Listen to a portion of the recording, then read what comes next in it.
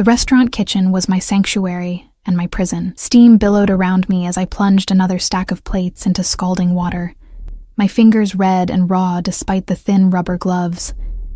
The cacophony of shouts from the line cooks, clinking glasses, and the steady thrum of expensive conversation from the dining room created a familiar white noise that had become the soundtrack of my existence. "Harper, table 7 needs fresh napkins." Marco, the floor manager, barked as he pushed through the swinging doors. I nodded, not bothering to remind him that I was hired as a dishwasher, not waitstaff. At Bellissimo, the most exclusive Italian restaurant in Manhattan, everyone did whatever was needed to keep the machine running smoothly, especially those of us at the bottom. "Just give me a minute to finish. Now, Harper." I peeled off my soaked gloves, wiped my hands on my already damp apron, and grabbed a stack of pristine white napkins from the service station. My reflection caught in the polished steel of the refrigerator door, stringy blonde hair hastily pinned back, dark circles under eyes that had once been bright, a smudge of something on my cheek. 26 years old, and I looked a decade older. This wasn't the life I'd imagined when I moved to New York with dreams of becoming a chef. But dreams don't pay rent or medical bills. The dining room was a different world. Crystal chandeliers cast a warm glow over cream-colored walls, adorned with original artwork. The air was perfumed with truffle oil, fresh herbs, and expensive cologne. I kept my eyes down as I weaved between tables of beautiful people who never really saw me. That's how I preferred it. Invisible. Safe in plain sight. As I approached table 7, the conversation hushed. Something in the atmosphere shifted, like the pressure drop before a thunderstorm. Without looking up, I could feel eyes on me, assessing, calculating. "Your napkins, sir," I murmured, carefully placing them on the edge of the table. "Look at me when you speak." The voice was quiet, yet filled the space between us like smoke. Smooth, dangerous, with the faintest trace of an Italian accent. My body reacted before my mind could process the command, my head lifting automatically. He sat at the head of the table, surrounded by 4 men in expensive suits, who seemed to lean away from him slightly, as if granting him an invisible bubble of authority. Dark hair, styled perfectly. Strong jaw shadowed with precisely maintained stubble. A mouth that might have been sculpted by an artist, with an obsession for creating the perfect balance between cruelty and sensuality. But it was his eyes that trapped me. Dark amber, like whiskey held up to firelight, and just as intoxicating. I'm sorry," I stammered, though I wasn't sure what I was apologizing for. One corner of his mouth lifted in what might have been amusement or contempt. "Your apology is accepted." My cheeks burned as I felt the other men at the table exchange glances. Whatever game was being played, I wasn't privy to the rules. "Will there be anything else?" My voice sounded foreign to my own ears. "That depends." He tilted his head slightly, studying me with an intensity that made my skin prickle. "Do you always look so exhausted?" The question caught me off guard. No one asked personal questions here, especially not the type of clientele who frequented Bellissimo. They ordered, they ate, they paid obscene amounts of money. They left. They didn't notice people like me. "I'm fine," I replied automatically, the lie as familiar as my own heartbeat. "I didn't ask if you were fine." His voice remained soft, but something in it made the hairs on the back of my neck stand up. "I asked if you always look exhausted." One of the men at the table shifted uncomfortably. "Dante, perhaps we should—" A slight movement of his hand silenced the man instantly. "Dante." The name reverberated through my consciousness, stirring something vague and frightening. "Yes," I admitted, the word escaping before I could stop it. "I always look like this." He nodded once, as if I had confirmed something important. "What's your name?" "Harper." "Harper," he repeated, and somehow my ordinary name transformed into something exotic on his tongue. "Bring me a glass of water. No ice." I retreated gratefully, feeling as though I'd just narrowly avoided some unseen danger. In the relative safety of the service station, I filled a crystal water glass with trembling hands. What had just happened? Why had he singled me out? Marco appeared at my elbow, his face drained of color. "Do you know who that is?" he hissed, nodding toward table 7. I shook my head. Dante Russo. The Dante Russo. The name still meant nothing to me, but Marco's reaction told me everything I needed to know. Whoever he was powerful, dangerous. Just serve him and get back to the kitchen, Marco whispered, eyes darting nervously toward the table. Don't make eye contact again. I returned with the water, careful to keep my gaze fixed on the pristine white tablecloth as I placed it before him. Thank you, Harper. My name again, deliberately used. I nodded and turned to leave when his voice stopped me. You dropped something. I glanced back, confused. I hadn't been carrying anything except the water. He held up a small white card between 2 fingers. Your tip. I don't accept tips, I stammered. I'm not waitstaff. Take it. Not a request. I reached for the card, expecting him to release it, but his fingers held firm, forcing me to meet his gaze again. Those amber eyes seemed to see straight through the careful walls I'd built around myself. Until next time, he said quietly, finally relinquishing the card. I mumbled something unintelligible and retreated to the kitchen, clutching the card in my fist. Only when I was safely hidden in the staff bathroom did I examine it. It wasn't money. It was a business card, heavy cream cardstock with just a phone number embossed in dark gold. No name, no company. I flipped it over. Nothing. My shift ended at midnight. I shoved the mysterious card deep into my pocket and gathered my things, exchanging tired goodbyes with the remaining kitchen staff. The November air bit through my thin jacket as I stepped out into the alley behind the restaurant. I pulled my scarf tighter around my neck and started the 15-block walk to my apartment, too broke to justify a subway ride for such a short distance. The city hummed around me, never truly sleeping. I kept my head down, keys clutched between my fingers in the universal posture of women walking alone at night. 3 blocks from the restaurant, I became aware of a car moving slowly alongside me, sleek, black, expensive. The windows were tinted too dark to see inside, but I quickened my pace anyway, heart hammering against my ribs. The car pulled ahead and stopped at the curb. The rear door opened. I froze, my body torn between fight and flight, when a familiar figure emerged, not Dante, but one of the men from his table, tall, broad-shouldered, with a face that suggested he'd broken his nose more than once. "Miss Harper," he called, his voice surprisingly gentle for someone so imposing. "Mr. Russo would like to offer you a ride home." I glanced around the empty street. "No, thank you. I prefer to walk."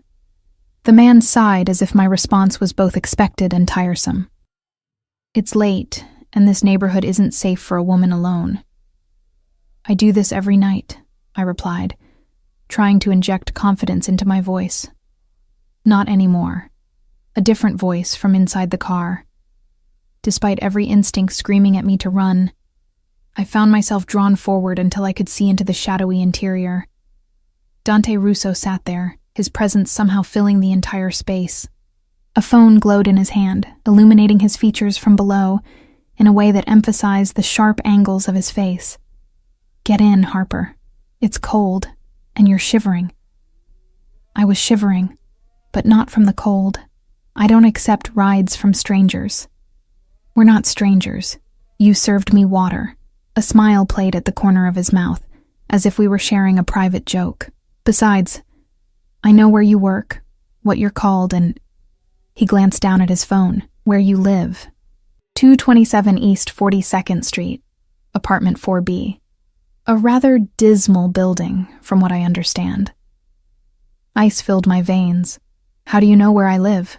"I know everything I choose to know." He said it simply, as if it were the most natural thing in the world. "Now please, get in the car before you catch pneumonia. Medical bills are the last thing you need right now."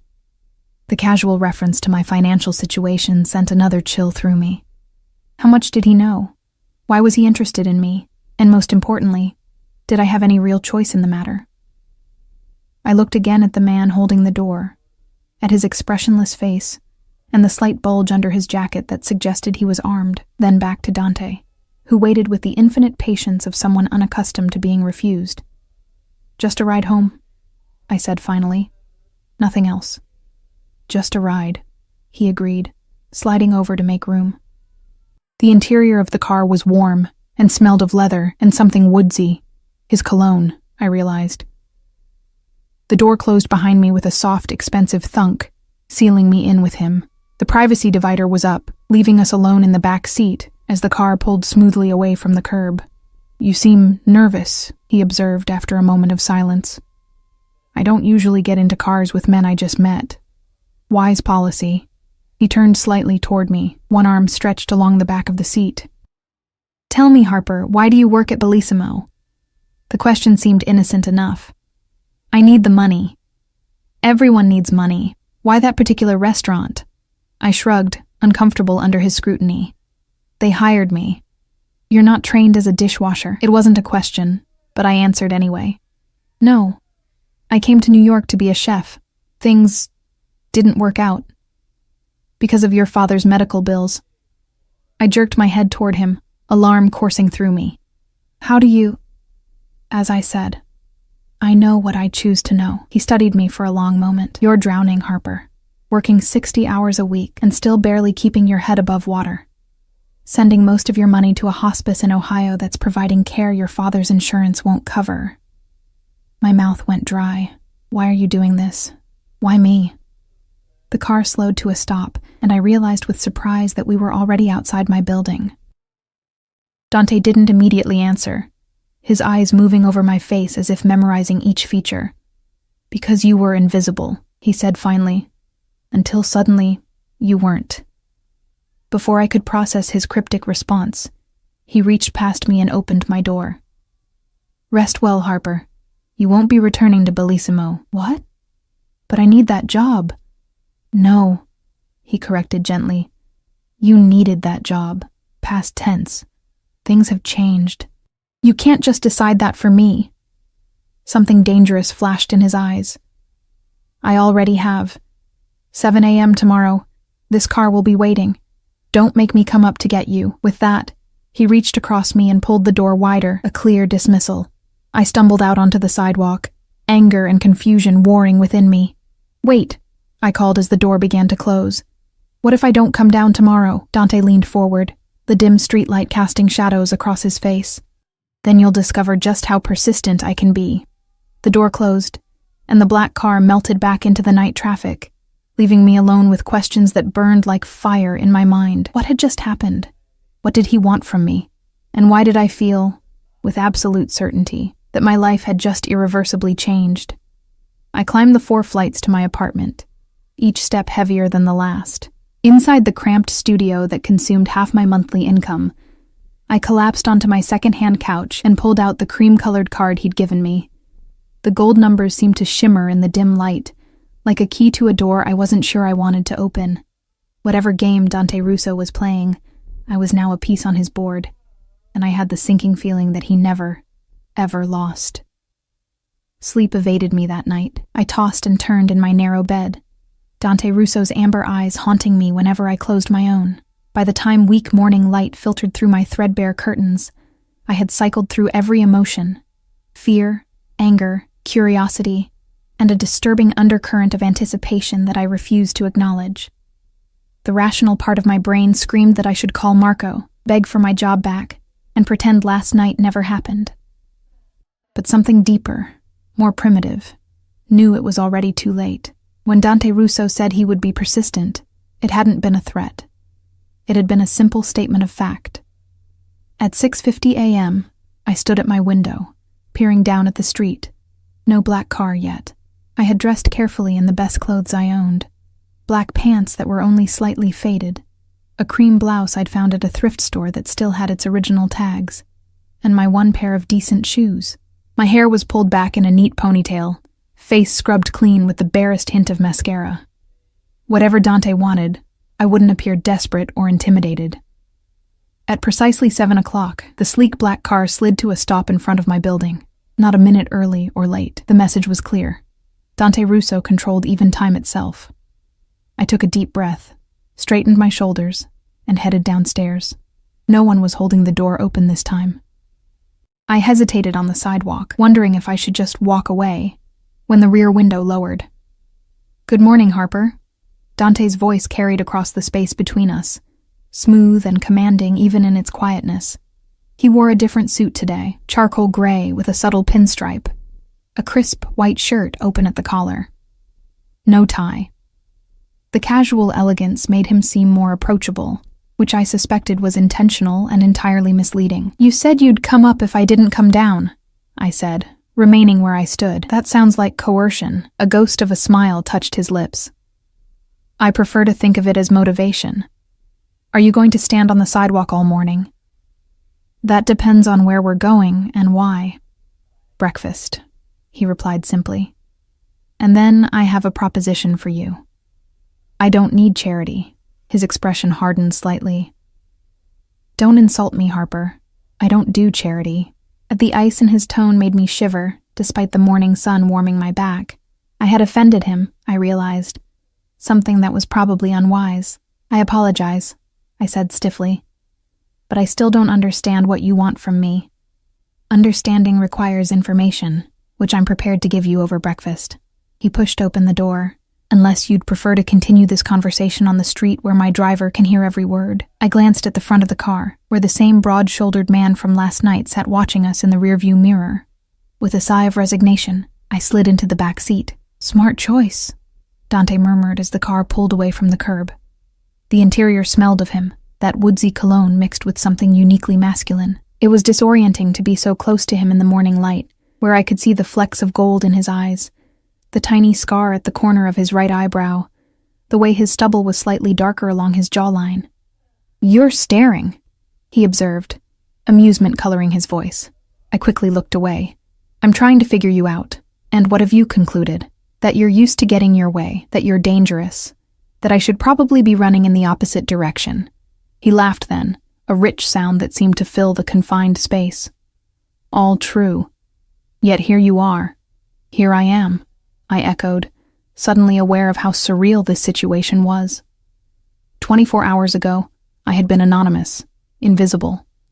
Now I was in the back of a luxury car with a man whose very presence radiated power and danger in equal measure. We drove to the Upper East Side, stopping in front of a nondescript building with no signage. A doorman in an understated black suit opened Dante's door with a respectful nod. "Good morning, Mr. Russo. Giovanni." Dante acknowledged him with a slight inclination of his head. "We'll be in the private dining room." "Of course, sir. Everything is prepared as you requested." I followed Dante through a discreet entrance and into a small, elegant restaurant that wasn't open to the public. That much was obvious from the absence of staff, except for a single waiter who materialized silently to lead us to a secluded room at the back. The space was intimate, with just one table set for two, by a window overlooking a small courtyard garden. Fresh flowers perfumed the air, and soft classical music played from hidden speakers. Dante pulled out my chair, an oddly gentlemanly gesture that caught me off guard. I sat, immediately aware of the plush comfort of the chair, the quality of the linen tablecloth, the weight of the silver cutlery. This was wealth beyond ostentation, the quiet, assured kind that had no need to announce itself. "Coffee?" he asked as the waiter poured from a silver pot. I nodded, watching as the dark liquid filled my cup. "Thank you." We sat in silence until the waiter departed, closing the door behind him. Dante studied me over the rim of his cup, his gaze so intense I had to resist the urge to squirm. "You have questions," he stated finally. "About 1,000,000 of them," I replied. "Starting with, who are you really, and why am I here?" He set down his cup with deliberate care. "I am exactly who Marco told you, Dante Russo. As for what that means," he paused, considering his words. "I have interests in various businesses throughout the city. Real estate, import, more export, private security, entertainment." The vague description told me nothing and everything at once. I wasn't naive. Growing up in a small Ohio town didn't mean I was completely sheltered. I'd watched enough movies to read between the lines. "You're in the Mafia," I said flatly. His expression didn't change, but something dangerous flickered in his eyes. "That's a rather outdated term." "Is it inaccurate? Let's say I'm a businessman who operates outside certain constraints." "A criminal, then?" His jaw tightened almost imperceptibly. "Careful, Harper. There are questions you don't want answers to." The warning was clear, but something reckless had taken hold of me. If you're trying to frighten me, it's working. But I still deserve to know why I'm sitting here instead of washing dishes at Bellissimo. Dante regarded me for a long moment, then surprised me with a genuine smile that transformed his entire face, making him look younger, almost boyish. You have courage. I like that.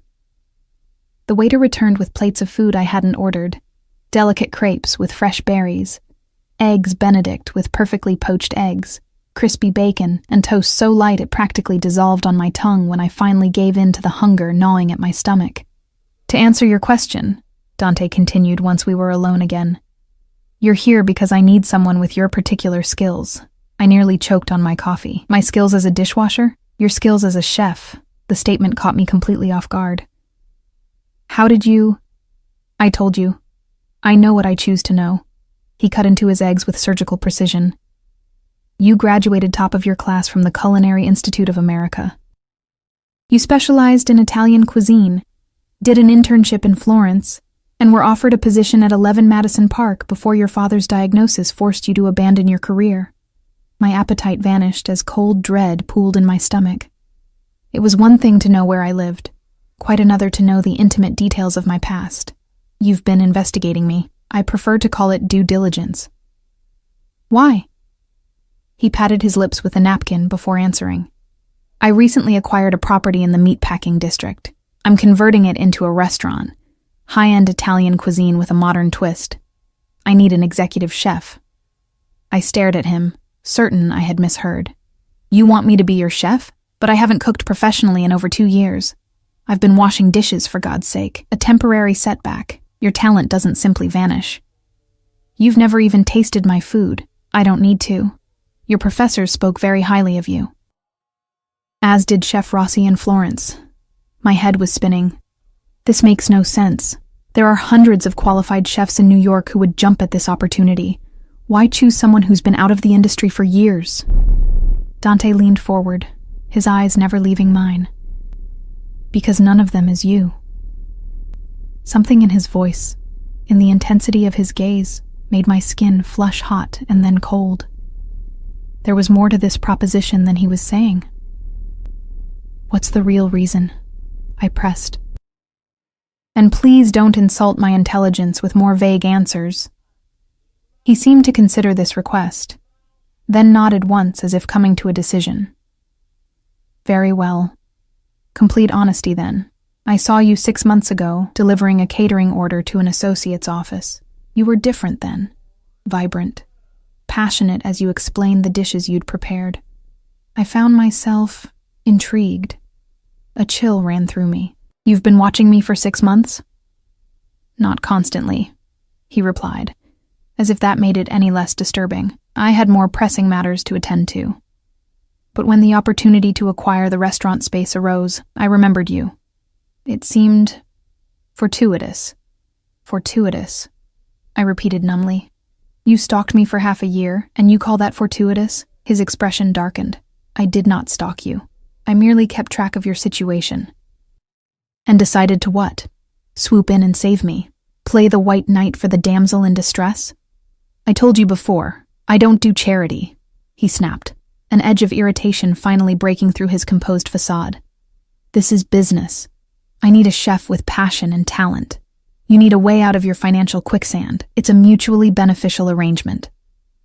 I wanted to argue, to throw his proposition back in his face and walk out. But the reality of my situation crashed over me like a wave. My father's hospice care cost more each month than I could possibly earn washing dishes. I was drowning in debt, one missed payment away from disaster. What exactly would this job entail? I asked finally. The tension in his shoulders eased slightly. You would have complete creative control over the menu. State-of-the-art kitchen, top-quality ingredients, a skilled staff at your disposal. The salary would be substantial. How substantial? He named a figure that made me grip the edge of the table for support. It was more money than I'd ever imagined earning, enough to cover my father's care with plenty left over. And what's expected of me in return, besides running your kitchen? His eyes narrowed. What exactly are you implying? I don't know, I admitted. But men like you don't make offers like this without wanting something in return. Men like me, he echoed, his voice dangerously soft. You know nothing about men like me, Harper. Then enlighten me. He stood abruptly, buttoning his suit jacket in one fluid motion. Finish your breakfast. There's somewhere I need to take you. The sudden shift threw me off balance. Where? To see your new kitchen. We left the restaurant through a different door than we had entered, emerging into the courtyard garden I had glimpsed from the window. Dante's driver was waiting with the car, door already open. As we approached, I noticed another man standing nearby, scanning our surroundings with watchful eyes. Another bodyguard, I realized. Dante moved through the world encircled by a protective barrier of muscle and weaponry. The drive was silent, Dante absorbed in his phone while I gazed out at the city passing by.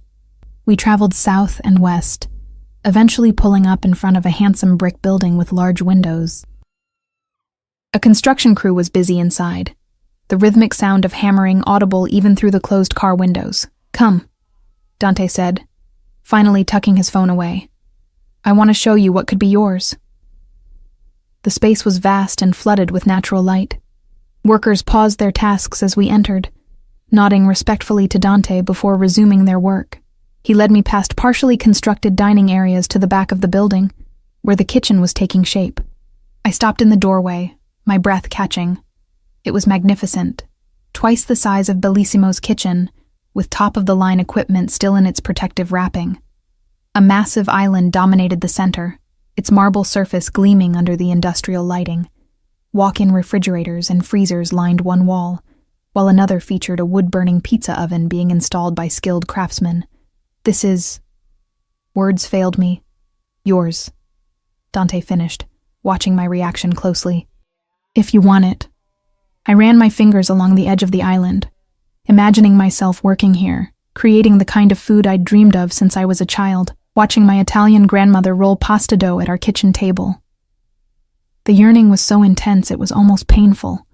Why me? I whispered, voicing the question that had been haunting me since his proposition. The real reason. Dante moved closer, his presence enveloping me like a shadow. Because when I saw you all those months ago, I recognized something in you. A fire. The same fire that burns in me. His voice dropped lower, and because since that day, I haven't been able to get you out of my mind. The confession hung in the air between us, raw and unexpected. I turned to face him, finding myself closer than I'd anticipated, close enough to see the flecks of gold in his eyes, to feel the warmth radiating from his body. That's not a business reason, I said quietly. No, he agreed. It's not. Something shifted in the atmosphere, a current of electricity humming beneath the surface. Warning bells clanged in my mind, but they seemed distant, muffled by the blood rushing in my ears. Mr. Russo. A voice broke the moment, pulling us apart. One of the bodyguards stood in the doorway, his expression carefully neutral. The contractor needs your input on the bar design. Dante's jaw tightened almost imperceptibly before he nodded. I'll be right there. He turned back to me. Think about my offer, Harper. Take all the time you need. He reached into his pocket and produced a set of keys, pressing them into my palm. His fingers lingered against mine, warm and firm. The address is on the tag. Come here anytime, day or night. The security team knows to expect you. I haven't said yes yet, I reminded him. His lips curved into that confident, knowing smile that both irritated and fascinated me. But you will. With that, he walked away, leaving me alone in what could be my kitchen, keys clutched in my hand like a lifeline or a shackle, I wasn't sure which. I spent 3 days avoiding Dante Russo's offer, 3 days of pacing my tiny apartment, staring at the keys he'd given me, picking up my phone to call the number on his cream-colored business card, then putting it down again. 3 days of arguing with myself about the morality of working for a man who clearly operated outside the law. 3 days of calculating exactly how many years it would take me to pay off my father's medical bills on a dishwasher's salary versus the obscene amount Dante had offered. On the 4th day, my landlord slipped an eviction warning under my door. Rent was late. Again. That evening, I found myself standing outside the restaurant, keys in hand, watching construction workers filter out after their shift. The foreman nodded to me as if he'd been expecting me. "Miss Harper," he said respectfully, "Mr. Russo mentioned you might stop by. Feel free to look around as long as you like. The security team is aware you have access." I thanked him, waited until the last worker had left, then unlocked the door with trembling fingers. The space was different in the evening light. Shadows gathered in corners, but the kitchen gleamed under the industrial lighting that remained on even after hours. I ran my fingers over the smooth countertops, opened cabinets stocked with high-end cookware, examined the 6-burner range that probably cost more than a year's rent. Almost without conscious thought, I found myself opening the refrigerator, which was surprisingly stocked with fresh ingredients: vegetables, herbs, imported cheeses, and cuts of meat. A test, I realized. Dante had prepared for my eventual curiosity. Before I could talk myself out of it, I removed my jacket, rolled up my sleeves, and got to work. Cooking had always been my meditation, my therapy, my connection to my heritage. My grandmother had been from a small village near Naples, and her hands had taught mine to feel when pasta dough was perfect, to understand that timing was everything with risotto, to know that the simplest ingredients could create magic when treated with respect. I lost myself in the familiar rhythm, chopping onions and garlic with practiced precision, the knife an extension of my hand. I seared veal medallions until they developed a perfect crust, deglazed the pan with Marsala wine, added mushrooms and herbs. The scent of rosemary and thyme filled the kitchen, mingling with the rich aroma of reducing wine. I was so absorbed in my task that I didn't notice I was no longer alone until I felt the weight of someone's gaze on my back. I turned, heart leaping to my throat, to find Dante leaning against the doorframe, arms crossed over his chest. He had loosened his tie and rolled up the sleeves of his shirt, exposing strong forearms dusted with dark hair. His eyes moved from me to the plates I was preparing, his expression unreadable. "I didn't hear you come in," I said, embarrassed at being caught. "Clearly." He pushed off from the doorway and approached, moving with that predatory grace that seemed so natural to him. "It smells incredible." I busied myself with plating, suddenly self-conscious. "It's just a simple veal saltimbocca, nothing fancy." "May I?" he asked, gesturing to the plate I'd just finished. I nodded, holding my breath as he picked up a fork and took a bite. His eyes closed briefly, and something like pleasure washed over his features before he schooled them back into their usual composure. "This," he said after swallowing, "is not just anything. This is exceptional." The praise warmed me more than it should have. "Thank you." "So," he said, setting down the fork, "have you made your decision?" I wiped my hands on a towel, buying time. "I have questions first." "Of course you do." He sounded more amused than annoyed. "Ask." "Is this restaurant legitimate? I mean, will it be a real business, or is it just a front for illegal activities?" He finished, raising an eyebrow. "It's a legitimate business venture, Harper. Every permit filed properly, every tax paid on time. But your other businesses are not your concern." His tone hardened. "You will be the executive chef of an upscale Italian restaurant. What I do elsewhere is separate." I nodded, accepting the boundary he'd established. "And I'd have complete creative control over the menu? Within reason. I expect certain staples of Italian cuisine to be represented, but with your own interpretation. Who would handle the business side? I've hired a general manager with extensive experience, Sofia Valentini. You'll meet her soon." Another question burned on my tongue, one I wasn't sure I should ask, but in for a penny, in for a pound. "Why did you really choose me, Dante? And don't say it's just because you saw me once delivering catering." Something shifted in his expression. A flicker of surprise, perhaps at my directness or my use of his first name. He considered me for a long moment before answering. "You remind me of someone," he said finally. "Someone I knew a long time ago." "Who?" "My mother." The admission seemed to cost him something. She was a chef as well, before she died. She had the same passion I see in you. The revelation caught me off guard. It was the first personal detail he'd shared, a tiny crack in his impenetrable facade.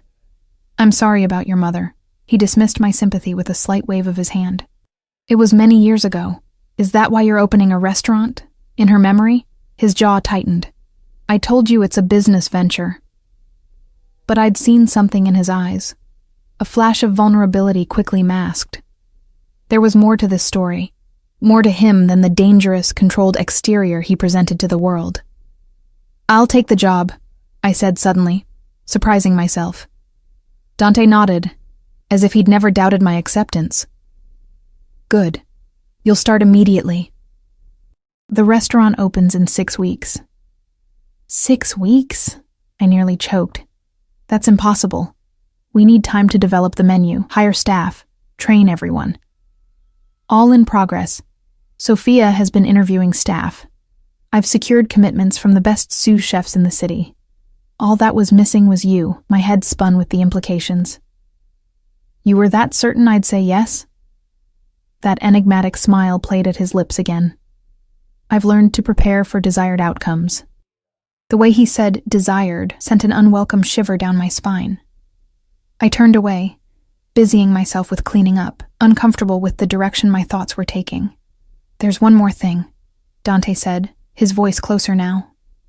I turned to find him just behind me, near enough that I could smell his cologne, feel the heat radiating from his body. Your apartment. What about it? It's unsuitable. You'll be working late hours. The building isn't safe, especially for a woman alone. I bristled at his presumption. I've managed fine so far. You'll be moving to a more appropriate location. It wasn't a suggestion. I can't afford a better place, even with the salary you're offering. Not with my father's bills. It's taken care of. What does that mean? It means, he said with exaggerated patience, that I own a building in Chelsea. There's a vacant apartment on the 5th floor. It's yours. I took a step back, bumping into the counter.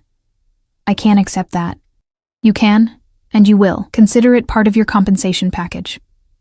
Dante, this is too much. People will think— I don't care what people think, he interrupted, his voice sharp. And neither should you. I care what I think, I countered. And I think accepting an apartment from my boss crosses a line.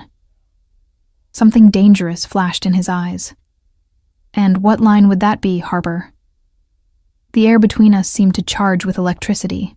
I was acutely aware of how alone we were, how close he stood, how his presence seemed to fill the entire kitchen despite its size, the line between professional and personal. I managed to say, my voice steadier than I felt. Dante studied me for a long moment, his amber eyes boring into mine as if he could read my thoughts. Finally, he stepped back, giving me room to breathe. Very well. The apartment will be leased to you at market rate, with the cost deducted from your salary. Will that satisfy your professional boundaries? It was a concession, albeit a small one. I nodded, not entirely trusting my voice. Good. You'll move in tomorrow. My security team will assist with your belongings. He checked his watch, a sleek timepiece that probably cost more than my entire life's savings. It's late. I'll drive you home. The offer, or command, brooked no argument. I cleaned up quickly, covering the remaining food and storing it in the refrigerator. Dante watched me work, his gaze a physical weight on my skin. Outside, his driver waited with the now familiar black car. The night air was crisp with the promise of winter, and I pulled my inadequate jacket tighter around me. Without a word, Dante removed his suit jacket and placed it over my shoulders. The fabric was warm from his body, the lining silk against my skin, his scent enveloping me. I'm fine, I protested weakly. You're shivering, he countered, opening the car door for me. The drive to my apartment was silent, but charged with unspoken tension. When we arrived, Dante insisted on walking me to my door, his hand a ghostly presence at the small of my back, not quite touching but close enough that I could feel the heat of it through my clothes. My team will be here at 10 a.m. tomorrow, he said, as I unlocked my door. Pack only what you need. Anything else can be replaced. I turned to face him, suddenly aware of how close we were in the narrow hallway, of how his height forced me to tilt my head back to meet his gaze. Thank you for the opportunity, I said formally, trying to establish some semblance of a normal employer-employee relationship. Don't thank me yet, he replied, his voice low. You haven't seen what I expect from you. The ambiguity of his statement hung in the air between us. Before I could respond, he reached out and tucked a stray strand of hair behind my ear, his fingers lingering against my cheek for the briefest moment. "Until tomorrow, Harper." He turned and walked away, leaving me frozen in my doorway, his jacket still draped around my shoulders, his touch burning on my skin. True to his word, Dante's team arrived precisely at 10 a.m. the next morning. 2 burly men in suits who introduced themselves only as Marcus and Leo, and a woman named Vanya who appeared to be in charge.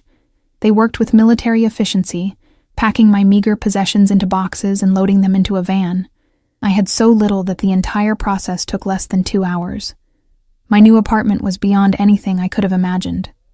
Located in a restored brownstone, it occupied the entire 5th floor, an open-concept space with high ceilings, hardwood floors, and windows that bathed everything in natural light.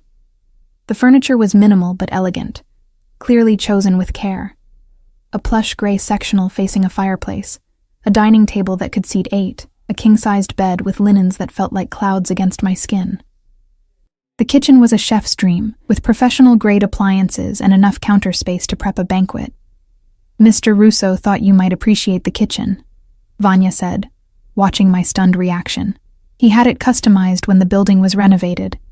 I ran my fingers over the marble countertops, trying to process the surreal turn my life had taken. "When was that?" "About 6 months ago." The timing made my stomach clench. 6 months ago, when Dante claimed to have first seen me. Had he been planning this all along? Was this apartment designed with me in mind? "There's a car at your disposal whenever you need it," Vanya continued, seemingly oblivious to my internal turmoil. "Just call this number." She handed me a sleek smartphone. "It's yours now. All the necessary contacts are programmed in." "I can't accept this," I said automatically, though I was already holding the phone. Vanya's expression remained professionally neutral. "Mr. Russo insists, for security purposes, he needs to be able to reach you at all times." The implication was clear. The phone, like the apartment, the car, the job itself, came with strings attached, invisible chains binding me to Dante Russo's world. After Vanya and her team left, I sat on the edge of the obscenely comfortable couch, trying to make sense of my new reality. In the span of a week, I had gone from anonymous dishwasher to executive chef with an apartment in Chelsea and a salary that could easily cover my father's medical bills.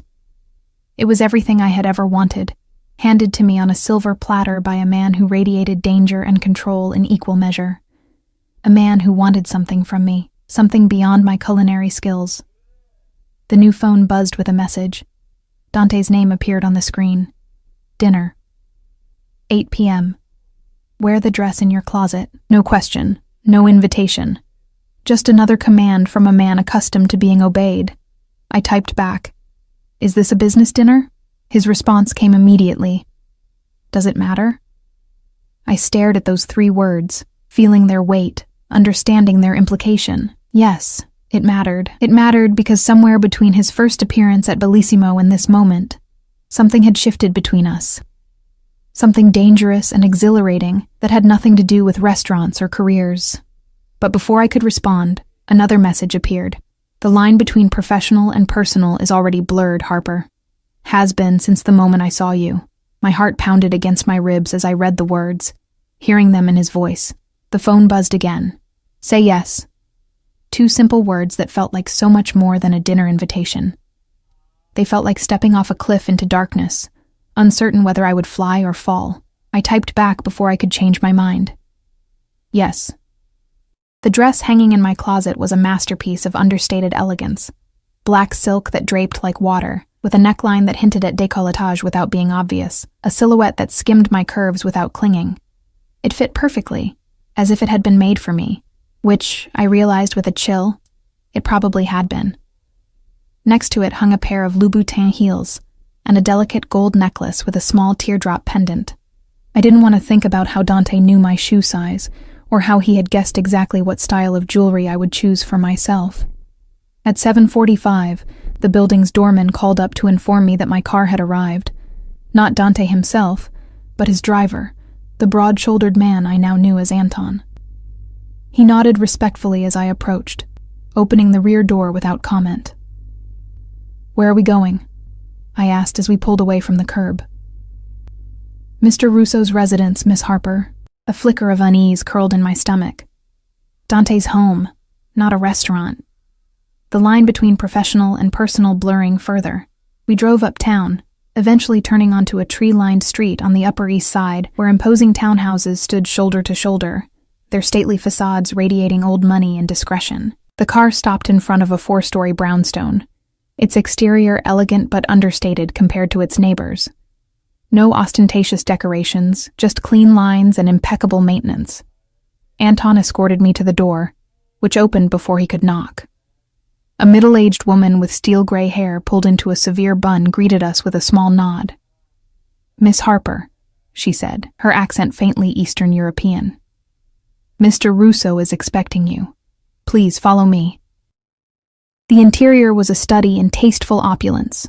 Herringbone hardwood floors covered with antique Persian rugs, walls adorned with what appeared to be original artwork, furniture that whispered of craftsmanship and heritage rather than shouting wealth. The house felt like a carefully curated museum, beautiful but untouched, as if no one truly lived there. The housekeeper led me through a series of rooms, each more impressive than the last, until we reached a set of double doors at the rear of the house. She knocked once, then opened them without waiting for a response. "Miss Harper has arrived, sir." I stepped into what appeared to be Dante's private domain, a wood-paneled study with floor-to-ceiling bookshelves, a massive desk, and a sitting area arranged around a fireplace where flames danced merrily, casting warm light over the rich furnishings. Dante stood by one of the tall windows, silhouetted against the darkness outside. He turned as I entered, his gaze traveling over me with such intensity that I felt it like a physical touch. He wore a black suit, impeccably tailored to his broad shoulders and lean waist, with a crisp white shirt open at the collar. No tie, as had become his custom in my presence. "Harper," he said, my name a caress on his lips. "You look beautiful." "Thank you," I replied, fighting the warmth that spread through me at his approval. "The dress fits perfectly." I knew it would. He crossed the room to stand before me, close enough that I could smell his cologne, see the fine lines at the corners of his eyes. "Would you like a drink before dinner?" I nodded, grateful for anything that might calm my nerves. "Wine, please." He moved to a sidebar and poured 2 glasses of red wine from a decanter, the liquid gleaming like rubies in the firelight. "Italian, of course," he said, handing me one. "From a small vineyard near Florence that my family has patronized for generations." Our fingers brushed during the exchange, a fleeting touch that sent electricity skittering along my skin. I took a sip to hide my reaction, the wine exploding on my palate, rich, complex, with notes of cherry and oak and something earthier I couldn't quite identify. "It's incredible," I admitted. "I'll have cases delivered to the restaurant," he said, gesturing for me to sit on one of the leather sofas. "It would pair perfectly with your veal saltimbocca." He settled beside me, one arm stretched along the back of the sofa, not quite touching me but close enough that I was acutely aware of his presence. "How are you finding your new apartment?" "It's overwhelming," I answered honestly. "Everything is happening so fast." "Too fast?" There was a note in his voice I couldn't quite decipher. Concern, perhaps, or challenge. I met his gaze directly. "Why did you really bring me here tonight, Dante?" He considered me for a long moment, amber eyes reflecting the firelight. "Because I wanted to see you in that dress," he said finally. "Because I wanted to have you in my home, away from prying eyes and interruptions. Because every time I'm near you, I find it increasingly difficult to maintain the pretense that my interest in you is purely professional." The stark honesty of his response stole my breath. "I'm not sure what to say to that." "Say nothing," he suggested, taking my wine glass and setting it aside. "Just listen. Since that first day at Bellissimo, I haven't been able to get you out of my mind. Your resilience, your pride, your talent, everything about you calls to something in me I thought long buried." "You don't even know me," I protested weakly. "I know enough." His voice dropped lower, more intimate. "I know you send every spare penny to your father's care facility. I know you sleep with a knife under your pillow because your first apartment in New York was broken into. I know you still make your grandmother's biscotti recipe on her birthday, even though she's been gone for 15 years. Each revelation was like a physical blow. How could you possibly know these things? I told you from the beginning. I know what I choose to know. He reached out, his fingertips ghosting along my bare shoulder. What I want to know now is what you're thinking. What you're feeling. I pulled away, standing abruptly. The room felt too warm, too close. I'm feeling manipulated, I said, anger finally breaking through my confusion. You've orchestrated every moment since you walked into Bellissimo. The job offer, the apartment, this dinner, it's all part of some game you're playing, and I don't even know the rules. Dante remained seated, watching me with those predator's eyes. Not a game, Harper. Never that. Then what? What do you want from me? He stood then, moving toward me with that fluid grace that reminded me of a jungle cat. Everything, he said simply. I want everything you're willing to give. Before I could respond, a discreet knock sounded at the door. The housekeeper entered, her expression carefully neutral. Dinner is served, sir. Dante's jaw tightened almost imperceptibly at the interruption. Thank you, Irina. We'll be right in. When she had gone, he extended his hand to me. Shall we? I hesitated, knowing that taking his hand meant more than just walking to dinner. It meant stepping further into his world, with all its danger and allure. But I took it anyway, his palm warm and firm against mine, and let him lead me from the study. The dining room continued the theme of understated elegance. A table that could seat 12 set intimately for 2, crystal glimmering in the candlelight, fresh flowers scenting the air. Dante held my chair, his hands lingering on my shoulders for a moment, before he took his seat at the head of the table, close enough that our knees almost touched. Dinner was a 7-course affair, each dish more exquisite than the last. Handmade pasta with black truffles, seared sea scallops with saffron risotto, tender veal chops with roasted vegetables. The wine flowed freely, different vintages paired perfectly with each course. Throughout the meal, Dante watched me with undisguised fascination, as if my reactions to the food were more interesting than the food itself. We spoke of cuisine, of Italy, of the restaurant's upcoming opening, safe topics that nevertheless felt charged with undercurrents of meaning. It wasn't until dessert, a delicate panna cotta with fresh berries, that Dante steered the conversation into more dangerous waters. Tell me about your father, he said, refilling my wine glass. I stiffened, surprised by the sudden shift. What do you want to know? Whatever you're willing to share. I took a sip of wine, gathering my thoughts. He was a high school English teacher in Ohio. Loved literature, especially Shakespeare. Raised me alone after my mother left when I was 3. The memories were bittersweet. He was diagnosed with early-onset Alzheimer's 4 years ago. It progressed, quickly. And that's why you abandoned your career. It wasn't a question, but I nodded anyway. The medical bills piled up. Insurance covered the basics, but not the specialized care he needed. So I came home from Florence, took whatever jobs I could find, and ended up washing dishes at Bellissimo. It paid the bills, barely. Dante's expression darkened. You deserved better. Life isn't about what we deserve, I countered. It's about what we can endure. An admirable philosophy, but unnecessarily fatalistic. He leaned forward, his gaze intense. Your father's care facility, Oakwood Gardens in Cleveland, they've been accommodating? A chill ran through me. How do you know where my father is? Answer the question, Harper. They're fine, I said cautiously. Understaffed, like most places, but they treat him well. Dante nodded, seemingly satisfied.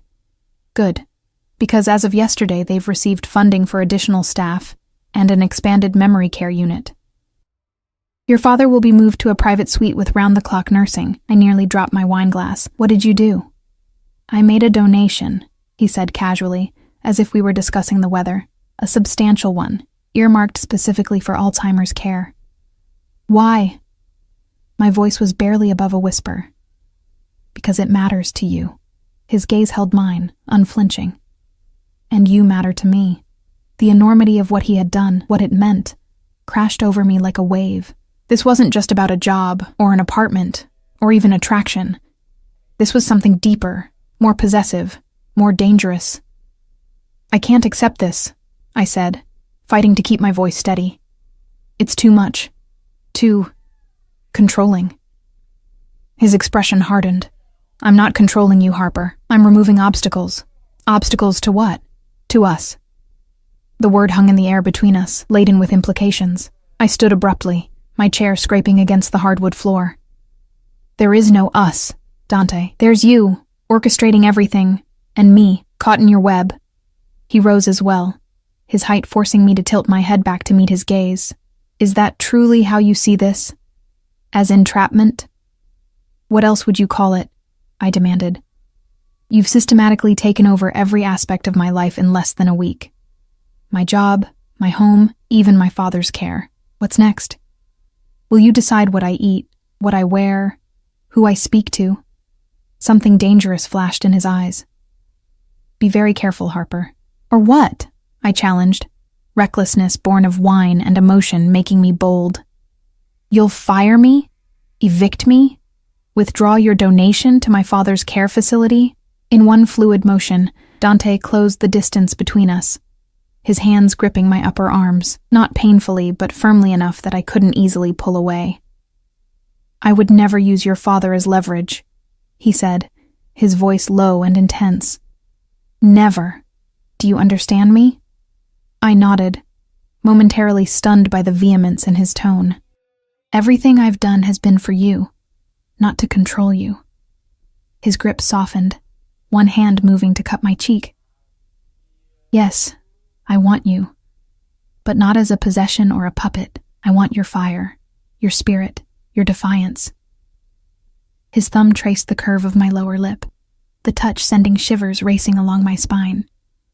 Tell me to stop, he murmured, his face inches from mine. Tell me you feel nothing, and I'll have Anton drive you home this instant. You'll keep your job, your apartment, and your father's care will remain secured, no strings. I should have said it. Should have ended whatever this was before it consumed me entirely. But as I looked into his eyes, I couldn't form the words, because the truth was, I did feel something, a dangerous, exhilarating pull toward this man who had upended my life. I can't tell you that, I whispered. It was all the permission he needed. His lips claimed mine with a hunger that stole my breath, his arms encircling me, pulling me against the hard planes of his body. I responded with a fervor that surprised even me, my fingers tangling in his hair. A soft moan escaping my throat, the kiss deepened, becoming something primal and consuming. Dante backed me against the dining room wall, his body caging mine, one hand sliding down to grip my hip while the other cradled my head. I could feel his heart thundering against my chest, matching the frantic rhythm of my own. When we finally broke apart, both breathing heavily, his eyes had darkened to the color of burnished gold. Tell me you want this, he demanded, his voice rough with desire. Tell me you want me. I want you, I admitted, the truth torn from somewhere deep inside me. God help me. I do. A triumphant smile curved his lips before he captured mine again, this kiss slower, but no less intense. His hands roamed my body, leaving trails of fire in their wake, as his mouth moved to my neck, my shoulder, the sensitive spot below my ear that made me gasp. Dante, I breathed, clutching at his shoulders as my knees threatened to give way. He lifted his head, his gaze burning into mine. Say it again, he commanded. My name. Dante. I repeated, loving the way it felt on my lips, the way his eyes darkened further at the sound. He swept me into his arms in one fluid motion, carrying me from the dining room toward a staircase I hadn't noticed before. I should have protested, should have insisted on slowing down, but his warmth, his scent, the solid strength of him against me silenced all rational thought. We had just reached the bottom of the stairs, when a sharp knock sounded at the front door. Dante froze, his entire body tensing. Another knock, more insistent this time. Sir? Anton's voice called through the door. There's a situation that requires your immediate attention. Dante's jaw clenched, frustration evident in every line of his body as he carefully set me back on my feet. Wait here, he said, his voice clipped. He strode to the door, yanking it open with barely contained anger. This had better be important, he growled. Anton leaned in, speaking too quietly for me to hear. Whatever he said transformed Dante's expression from irritation to something cold and dangerous that sent a chill down my spine. "When?" Dante demanded, his voice hard as steel. More hushed conversation, then Dante nodded once. "Secure the house. No one in or out except our people." He turned back to me, his expression unreadable. "Harper, I need to attend to something. Anton will stay with you until I return." The abrupt shift disoriented me. "What's happening?" "Business," he said shortly. "I shouldn't be long." Before I could protest, he crossed back to me, cupping my face in his hands. "We're not finished," he promised, his voice dropping to a husky whisper that made my insides flutter. "Not by a long shot." He pressed a hard, possessive kiss to my lips, then was gone, leaving me alone with Anton, who studiously avoided my gaze. "Mr. Russo suggested you might be more comfortable in the library, Miss Harper," he said formally. "If you'll follow me?" I trailed after him, confusion and arousal warring within me. The library was another beautifully appointed room, with comfortable leather chairs and books lining every wall. Anton left me there with a decanter of brandy and strict instructions not to leave the room under any circumstances. As the door closed behind him, I sank into one of the chairs, trying to process the whirlwind of the evening. From Dante's confession to our heated embrace to his sudden departure, it was all happening too fast, leaving me dizzy and off balance. I poured myself a measure of brandy, hoping it might clear my head. As I sipped the amber liquid, my gaze wandered over the books surrounding me, noting with surprise the diversity of subjects: philosophy, history, art, literature in multiple languages. Dante Russo was clearly more than the dangerous criminal I had initially assumed. Something on his desk caught my eye. A silver frame, the only personal item in the otherwise meticulously organized space. I rose and crossed to examine it, curious about what Dante would choose to display. It was a photograph of a beautiful woman, with Dante's amber eyes, standing in a sunlit kitchen, flour dusting her hands as she smiled at the camera. His mother, I realized, the chef he had mentioned. She looked happy, vibrant, full of the same passion he had recognized in me. As I set the frame back on the desk, I noticed a folder lying open beside it.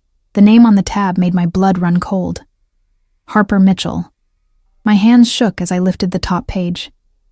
It was a detailed report on my life, my education, my employment history, my financial situation, even my medical records. Pages of surveillance photos followed. Me leaving Bellissimo, shopping for groceries, visiting a coffee shop.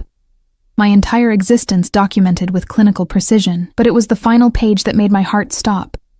A police report from 5 years ago, detailing the arrest of a man named Michael Davis for drunk driving and vehicular manslaughter. The victim, Elena Russo, Dante's mother, and beneath it, a handwritten note in precise, angular writing. Connection confirmed. Subject is daughter of Raymond Mitchell, English teacher who provided false alibi for Davis, resulting in reduced charges. Surveillance continues. The brandy glass slipped from my nerveless fingers, shattering on the hardwood floor as the terrible truth crashed over me. This was never about me, my cooking, or any attraction. This was about revenge. Dante Russo had orchestrated every moment of our interaction, from my job at Bellissimo to tonight's dinner, as part of an elaborate scheme to punish my father for something he'd done years ago, and I had fallen for it completely. I stood frozen beside Dante's desk, my mind racing to process this devastating revelation. The man who had swept into my life and transformed it completely. The job, the apartment, the attention, even my father's care. It had all been a calculated move in a revenge plot I hadn't even known existed. My father, the gentle English teacher who quoted Shakespeare and taught me to cook my grandmother's recipes, had apparently provided a false alibi that helped the man who killed Dante's mother escape proper justice. And now, Dante was using me to, what? Punish my father? Get close enough to exact some final vengeance? The sound of footsteps in the hallway jolted me into action. I quickly replaced the folder, positioning it exactly as I had found it, and hurried back to my chair, kicking the shards of broken glass under the desk. My hands trembled as I poured another measure of brandy into a fresh glass, trying to compose myself before the door opened. But it wasn't Dante who entered. It was Irina, the housekeeper, her severe expression softening slightly when she saw me. "Miss Harper, Mr. Russo called to say his business will take longer than anticipated. He has asked me to prepare a guest room for you." "That won't be necessary," I said, amazed at how steady my voice sounded. "I'd prefer to go home." Irina frowned. "Mr. Russo was very clear that you should remain here until his return." Of course he was. Now that I understood his true motives, his controlling behavior made perfect sense. I was a chess piece in his game, and he wouldn't want me leaving the board. "I'm afraid I insist," I said, standing. "Please have Anton bring the car around." The woman hesitated, clearly torn between my wishes and her employer's commands. "I will speak to Anton," she said finally. "Please wait here." As soon as she left, I moved swiftly to Dante's desk and took out my phone, quickly photographing the contents of my file. Evidence of his deception, his true motives. Then, acting on impulse, I slipped the photograph of his mother into my clutch. I wasn't sure why. Perhaps as leverage, or perhaps because some part of me still wanted to understand the man behind the manipulation. Anton appeared in the doorway, his expression carefully neutral. "Miss Harper, Mr. Russo has instructed that you stay here." "Mr. Russo doesn't own me," I retorted, anger finally breaking through my shock. "I am leaving. You can either drive me, or I'll call a taxi." Something like respect flickered in the bodyguard's eyes. "Very well. I'll take you home." The drive to my Chelsea apartment was silent, my mind churning with questions and revelations. How much of Dante's interest in me had been genuine? Had every interaction, every touch, every heated glance been part of his plan? And what was his endgame? As the car pulled up outside my building, Anton turned to face me.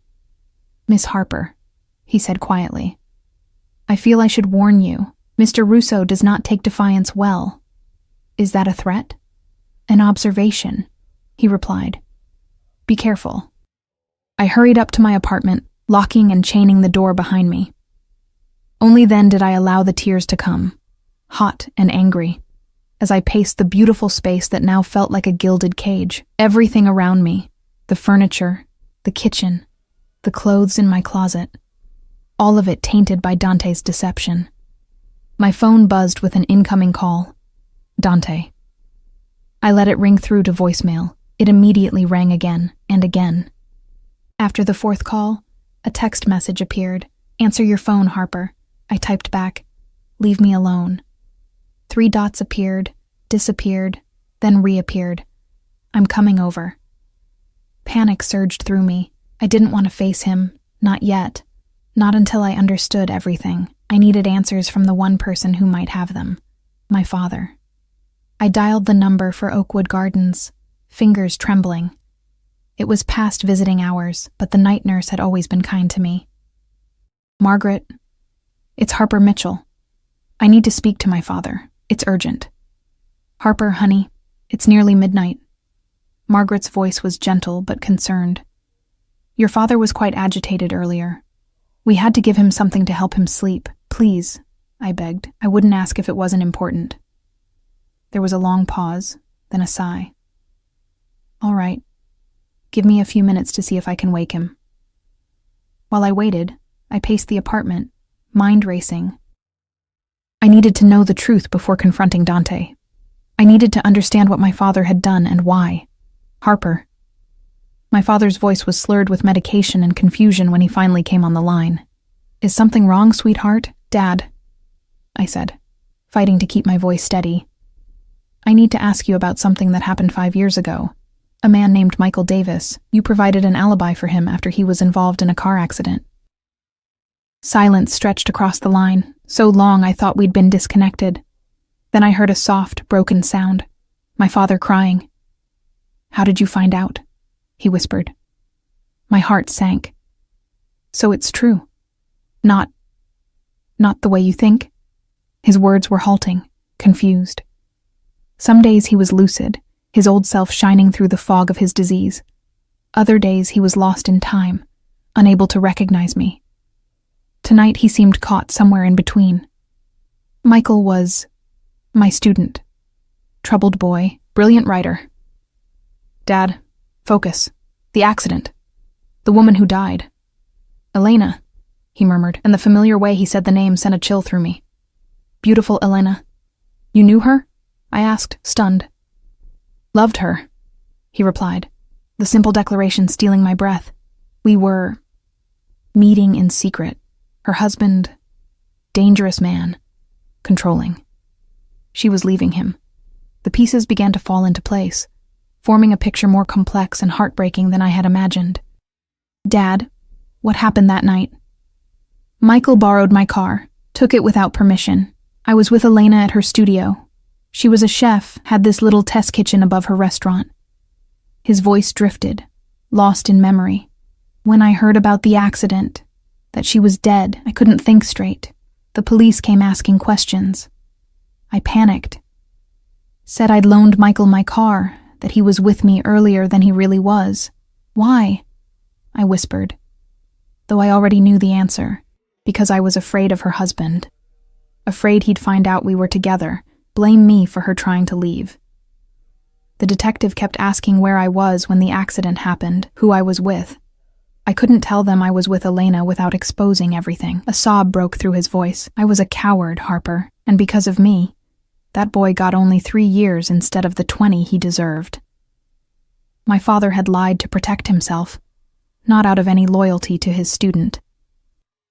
But in doing so, he had denied Dante the justice he deserved for his mother's death. Dad? Elena's husband? His name was Dante? No, my father said, confusion evident in his tone. Alessandro Russo, powerful man in the import business. Everyone was afraid of him. And they had a son? I pressed, trying to make sense of the timeline. Dante, my father confirmed. Teenager when I knew Elena, devoted to his mother. She talked about him all the time, how talented he was, how much he loved cooking with her. He paused, his breath hitching. Harper, why are you asking about this now? After all these years? Before I could answer, there was a sharp knock at my door. Dante. I knew it without checking. Dad, I have to go. We'll talk more soon. I love you. I ended the call as the knocking grew more insistent. For a moment, I considered not answering, pretending I wasn't home.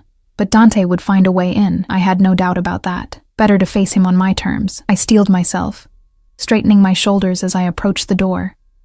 Through the peephole, I could see Dante standing in the hallway, his expression thunderous. I took a deep breath and opened the door, leaving the security chain in place. What do you want? My voice was steadier than I expected. Dante's amber eyes, so like his mother's, burned with barely contained fury. Let me in, Harper. No. Say what you came to say from there, his jaw clenched. You went through my personal files. And you've been investigating every aspect of my life for months, I countered. Planning your revenge on my father by using me. Something shifted in his expression. Surprised, perhaps, that I had put the pieces together so quickly. It's not that simple. Then explain it to me, I demanded.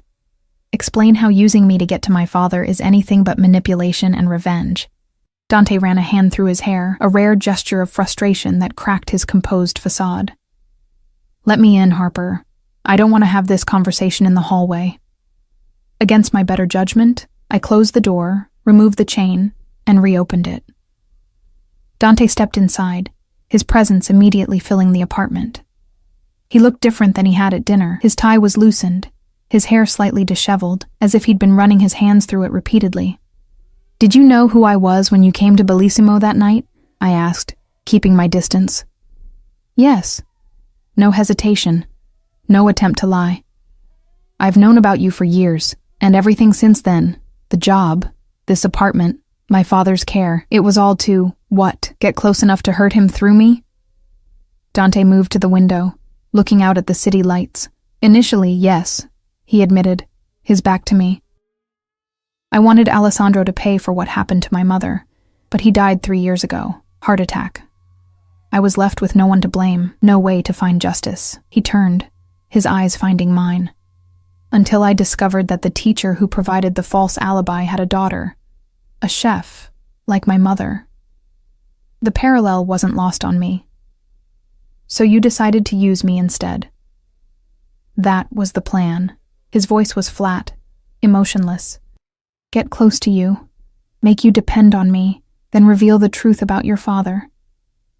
Watch everything crumble around you, the way it did for me when I lost her. A cold feeling settled in my chest. And now? Is that still the plan? Dante crossed the room in 3 long strides, stopping just short of touching me. Everything changed the moment I saw you in person, he said, his voice dropping to that intimate register that had always affected me so powerfully. The way you moved, the fire in your eyes when I challenged you, you were nothing like I expected. And that made a difference? It made all the difference. His hand rose as if to touch my cheek, then dropped when I flinched away. I still wanted to be close to you, but the motivation changed. I found myself wanting to know you. The real you. Not just the image I'd constructed as Alessandro's revenge. Your father, I said, the pieces clicking into place. That's whose business you took over. The family business isn't just a euphemism.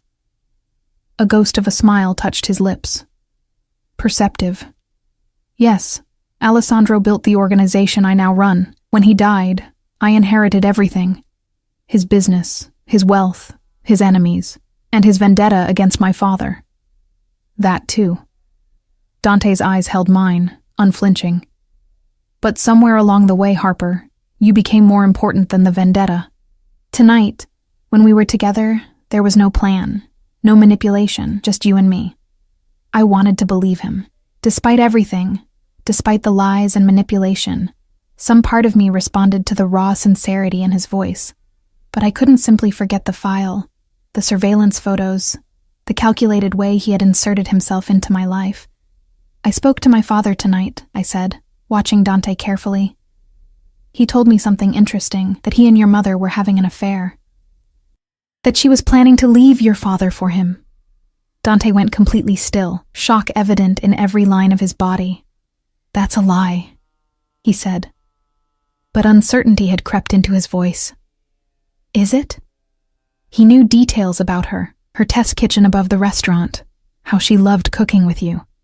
He called her beautiful Elena with such tenderness. No. Dante shook his head, denial etched on his features. She would have told me if she was unhappy, if she was planning to leave. Would she? If she was afraid of your father? If she was trying to protect you? Dante sank onto the sofa, the weight of this new perspective visibly crushing him. It doesn't change what your father did, he said finally. He still lied to protect himself. Because of him, the man who killed my mother served only 3 years. I know, I acknowledged, taking a seat across from him. What my father did was wrong, cowardly, but he's paying for it now, in his own way, losing himself piece by piece to a disease that will eventually erase everything he ever was. Silence stretched between us, heavy with unspoken thoughts and emotions. Finally, I reached into my clutch and withdrew the photograph I had taken from his desk. I took this, I admitted, holding it out to him. I shouldn't have, but I wanted to see her, to understand. Dante took the frame, his fingers brushing mine in the exchange. He stared at his mother's smiling face, grief etched in the lines of his own. She taught me to make pasta when I was 5, he said softly. Said my hands knew instinctively how to feel when the dough was perfect. Just like yours do. The simple, personal memory touched me more than any of his grand gestures. This was the real Dante, not the calculating manipulator or the dangerous mafia boss, but the son who had loved his mother, who had lost her too soon. I can't be part of your revenge, Dante, I said gently. I won't be used to hurt my father, no matter what he did. And if that's no longer what I want? He looked up, his eyes vulnerable in a way I'd never seen before. If what I want now is just you, Harper, not as a pawn or a means to an end, but as the woman who reminds me that there can be passion and purpose beyond vengeance. My heart stuttered in my chest. I don't know if I can trust that. Trust you. Then let me earn your trust, he said, leaning forward, intensity radiating from him. No more secrets, no more manipulation. Just us, building something real together. And my father. Dante's jaw tightened, but he nodded slowly. His care continues. regardless of what happens between us. That's not leverage. It's atonement. For both our father's sins. I studied him, searching for any sign of deception. But all I saw was raw honesty, vulnerability, and something that looked remarkably like hope. The restaurant, I said. Was that real, or just part of the plan? It started as part of the plan, he admitted. But it's become something more. A tribute to my mother, yes, but also a beginning for us, if you still want it. Did I? Could I possibly build something meaningful with a man who had entered my life under such false pretenses? A man whose world was so different from anything I had known before? As if reading my thoughts, Dante reached for my hand. This time, I didn't pull away. I'm not asking you to forgive me immediately, he said, his thumb tracing circles on my palm. I'm asking for a chance to show you who I really am, not Alessandro's son seeking revenge, not the man who orchestrated our meeting, but the man I've become since knowing you. I looked into his eyes, those amber eyes so like his mother's, and saw genuine remorse, and beneath it, something deeper that made my breath catch. I can't promise anything, I said cautiously, but I won't walk away, not yet. Relief washed over his features, followed by determination. That's all I ask. Time to prove myself worthy of your trust. He raised my hand to his lips, pressing a gentle kiss to my knuckles. The gesture was simple, but weighted with promise, of honesty, of effort, of a future neither of us had anticipated when this strange journey began. The restaurant opens in 6 weeks, I said, finding solid ground in the practical. We have a lot of work to do, Dante smiled, a genuine smile that transformed his face, making him look younger, unburdened. We do, he agreed. Partners? The word hung between us, laden with meaning beyond business. I hesitated only a moment before nodding. Partners. 6 weeks later, I stood in the gleaming kitchen of Eliana's, named for Dante's mother, directing my staff with the confidence I had once thought lost forever. Through the service window, I could see the dining room filling with New York's elite, eager to experience the city's most anticipated restaurant opening of the year. Dante appeared at my side, impeccable in a charcoal suit, his eyes warm as they met mine. Ready? The weeks since that night in my apartment had been a delicate dance of rebuilding trust, of learning each other's truths rather than assumptions. We had worked side by side, creating something beautiful from the ashes of our shared tragedy. And along the way, something unexpected had bloomed between us. Something real, based on mutual respect and understanding rather than manipulation or revenge. I was still cautious, still learning to trust him completely. But each day brought new revelations. His dry humor when relaxed, his unfailing support of my culinary vision, his surprising gentleness when speaking of my father, whom he had visited twice now in Ohio. Ready, I confirmed, adjusting my chef's coat, white with black piping and my name embroidered in gold thread over the heart. A gift from Dante. He leaned in, pressing a brief, tender kiss to my lips. Then let's begin. As I turned to my staff, calling out final instructions before our first service, I caught sight of our reflection in the polished steel of the refrigerator. Dante and me, standing shoulder to shoulder, both of us finally visible to each other in all our complex, flawed humanity. It wasn't a perfect ending. There were still scars to heal, trust to rebuild, demons to face. But it was a beginning, honest and real in a way that nothing between us had been before, and for now, that was enough. For the first time in years, I felt truly alive, no longer invisible, but seen, valued, and chosen, not as a pawn in someone else's game, but as the woman I had always been beneath the exhaustion and struggle, the woman Dante had ultimately recognized beyond his own blinding need for revenge. And as I stepped forward to begin the first service at Eliana's, I knew that whatever came next, whatever challenges we faced individually or together, we would face them exactly as we stood now. Partners in the truest sense of the word.